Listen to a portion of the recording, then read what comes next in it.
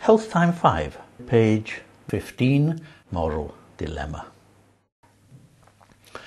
A young boy was near death from a rare disease. But there was one drug that the doctors thought might save him. A 1 in a million chance. The drug had only recently been discovered. It was extremely expensive to make, but the manufacturer was charging 1,000 times what the drug should have cost in order to make the most possible profit. You know that happens sometimes. It's expensive enough, but then they make it even more expensive to get their money back, but also to make the most possible profit. That's life. The sick boy's father went everywhere to borrow the money, but he could only get together about half of what it cost. He went here, there, everywhere, begging, offering to work, anything he could think of to get money, but he could only get together about half of what it cost.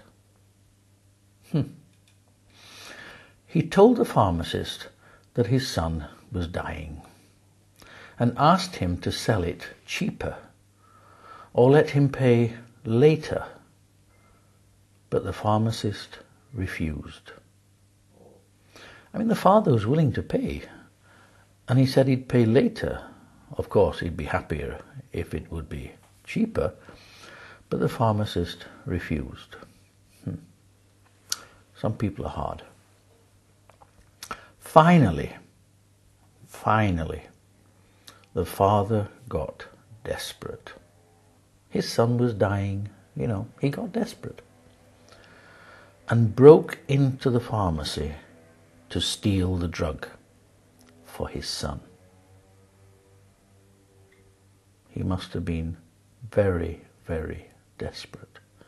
He broke into the pharmacy to steal the drug for his son. Now then, here are a few questions for you. Should the father have stolen the drug? Was he doing the right thing? Should a person steal the drug to help a stranger? In other words, should anyone else have helped the father by stealing the drug? I mean, did it have to be the father, and did he have to steal? Should the manufacturer be forced to lower the price? I mean, should there be some way that the government could intervene, could step in and make them lower the price? I mean, what do you do if something costs too much and you're sure they're making too high a profit? It's already wrong. And finally, is it important for people to do everything they possibly can to save another's life? Now, I know that two wrongs don't make a right. I'm sure you agree with me.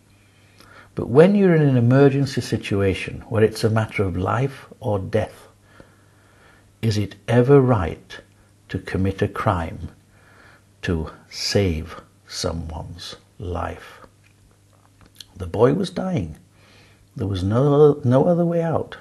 It was the end of his life. The father couldn't get the drug. What was he supposed to do? Think about it. Talk about it. Do two wrongs ever make a right? That's all for today.